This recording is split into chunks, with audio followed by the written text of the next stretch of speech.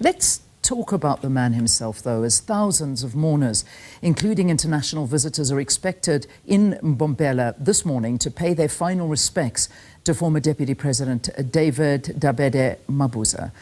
Mabuza passed away last week at the age of 64 following a short illness. He will receive an official state Category 2 Level 1 funeral with military ceremonial honours in Mbombela, Mpumalanga.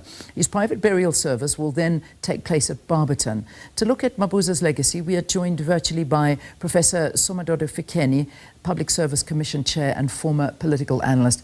Pleasure to have you. It's always wonderful to speak to you here on the programme. Well, thanks for inviting me. And again, we continue to convey condolences to the Mabuza family, friends and colleagues.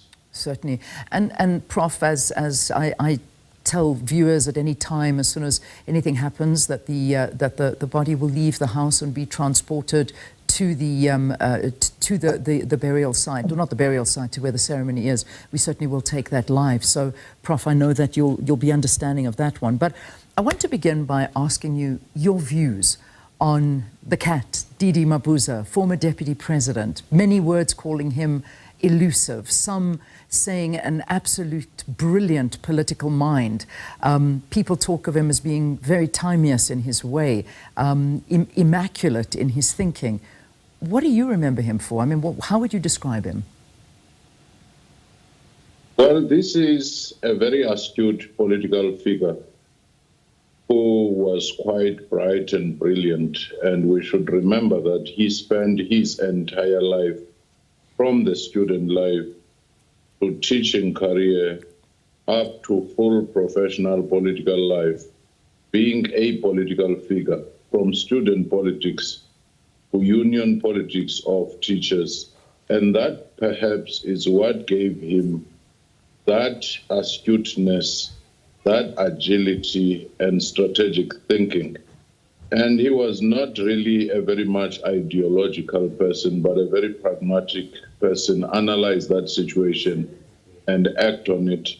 And it is for that reason that you have him as one of the most prominent figures in the Mpumalanga politics, who was able to take a relatively small province in terms of population, mobilize the membership of the ANC to the level it was, and then make it a force to reckon with. And at the back of that, he rose to the very top position of being a deputy president of the country. All right, just a reminder, these are the live visuals that are coming from the house at the moment. We're getting word that the body is going to leave the house within the next couple of minutes.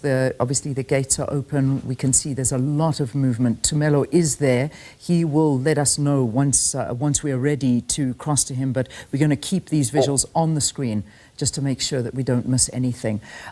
You know, there really is, Prof, a lot of differing views about this man, but I can tell you one thing. I mean, you know, this certainly has been a very difficult time, a young life that has been lost, and one that has been celebrated by many and spoken to in very highly manners. Well, we can just see these cars leaving at the moment. I'm just keeping a look on the screen as well. But at the same time, there are other issues as well at play that I suppose we cannot ignore at a time like this. But let's perhaps talk to those kind of issues and how we believe he will be remembered. Well, among other things, besides the many projects that were started in Mpumalanga, you also have him right at the heart of a very divided ANC, deeply factionalized.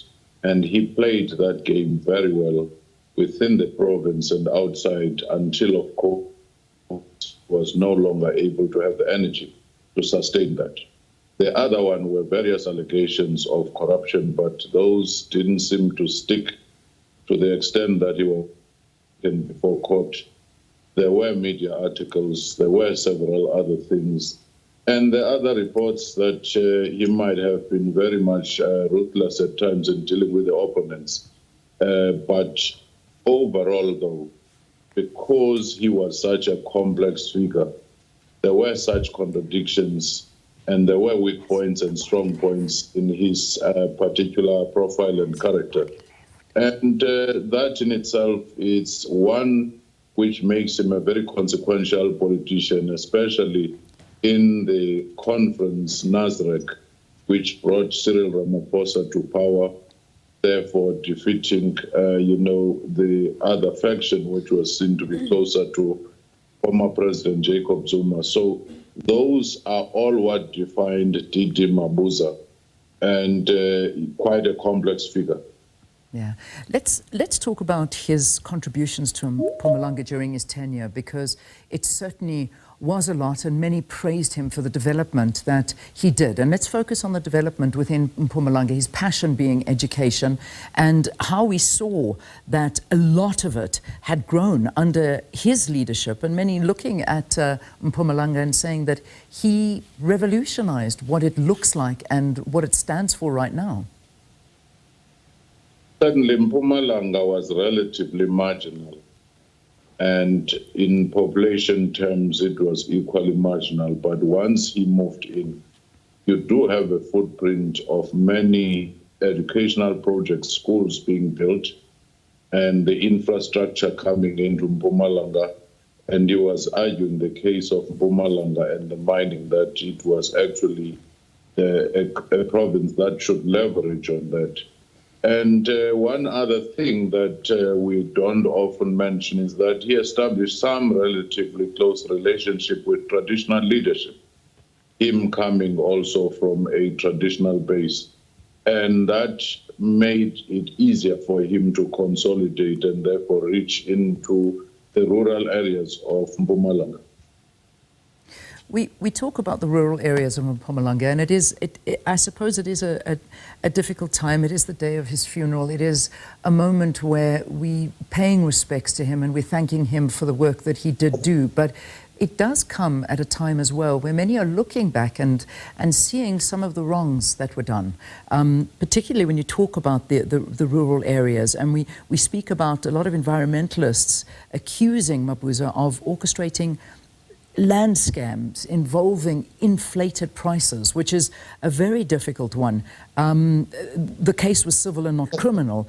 But do you believe that this is something that we need to address? I mean, these are some of the issues that we need to speak to.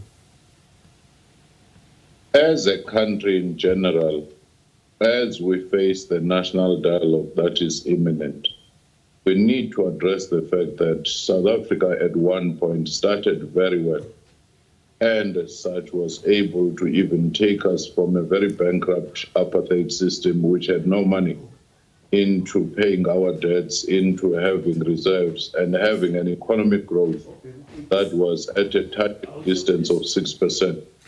Then from there, we took a wrong turn as a country.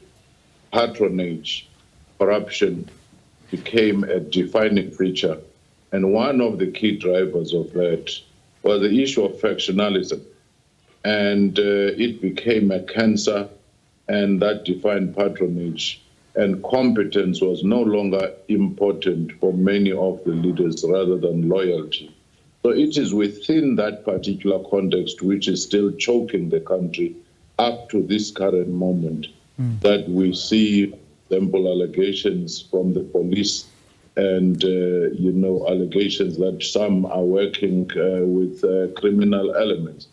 So within that particular context, many political leaders had to navigate that particular space. That's why allegations of this nature, not only against D.D. Mabuza, but against virtually every other leader, prominent, who has been in the space during this period.